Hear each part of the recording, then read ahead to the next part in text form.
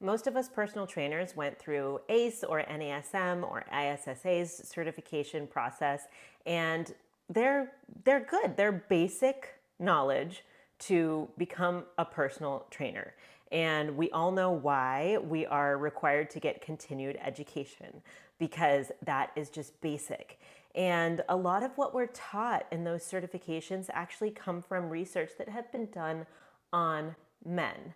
And finally, there is valid research being done on women and fitness and how nutrition interplay with menstrual cycle fitness. And I think that's really cool. And so this video is going to be about the mistakes I made as a trainer that just did not serve female clients in retrospect. So if you don't know me yet, my name is Omega Zumpano. I am an exercise scientist, menstrual cycle educator, and founder of one of the first menstrual cycle health, fitness, and nutrition certifications.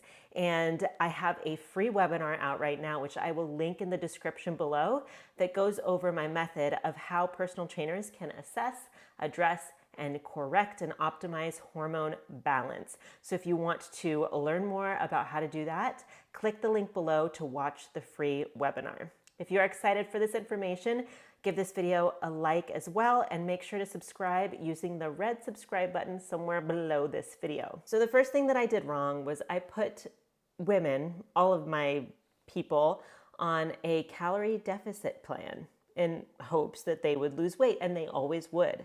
But the problem with this in terms of hormone health is it impacts gonadotropin hormone via the enzyme kisspeptin. And I'm pointing to my head because kisspeptin is created in the brain. So hormone balance generally starts in the brain and in the ovaries, and they interplay. They send messages back and forth via the vagus nerve. And if gonadotropin is impacted, so is luteinizing hormone. And luteinizing hormone is the hormone that tells our estrogen to increase and for us to ovulate. And so when we're on a calorie deficit, our body actually doesn't do that as well. And in extreme cases of long calorie deficits, we don't do that at all. And if you saw my other YouTube video, you know how calorie deficits impacted me. I will put that up here, and I'll link that YouTube video down below as well. Number 2 mistake is that I made no accounting for hormone chemistry and how that impacts fitness and nutrition as well. So if you've watched any of my other videos, you know that I talk a lot about how hormones impact recovery, as well as macronutrient need, micronutrient need, glucose oxidation, and fat oxidation. And in the ovulatory and follicular phase, when we're using glucose really well, then we can do exercises that require more glucose and glycogen from us. In the luteal phase, when we are not high in estrogen and testosterone and have more progesterone, which is catabolic, we actually metabolize fat a little bit better.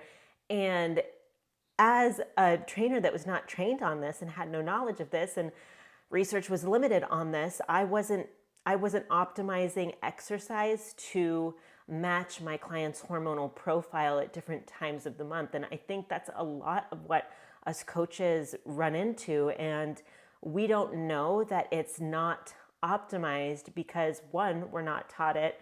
Two, we have this no pain, no gain mentality, or at least our clients do. And they believe that they need to push through. They believe that fitness should be hard. And yes, increasing weight, reps, time, intensity, yes, that should be challenging.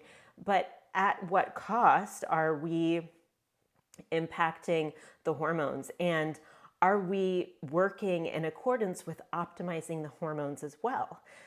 In most of the cases, we're not. And it's important that we do, because we can get our clients better results and more sustainable results when they know how to work with their hormones. If you think that there should be female exercise and fitness reform, please like this video.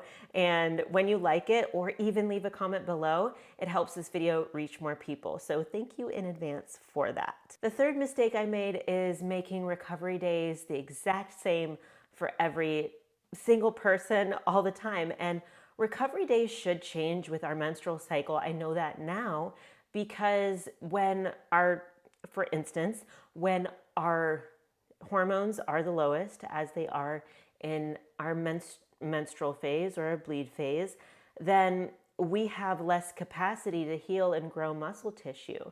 And the same thing is true for the late luteal phase, right before we start our period. Hormones are the lowest in those two phases. And so, if hormones are the lowest and estrogen and testosterone work to heal and grow muscle tissue, then it would make sense that in those phases of the cycle, which account for maybe 7 or 8 days, then those should be deloading days. However, again, that is not taught to us as trainers. And that is something that I teach in the fitness portion of my menstrual cycle health, nutrition, and fitness certification, is that recovery days should be very intentional and deloading days should be very intentional and be in alignment with the menstrual cycle. And like I said before, progesterone is catabolic. And so in the luteal phase, when progesterone is rising, we wouldn't typically do the same volumes as we did in the follicular and ovulatory phase because progesterone has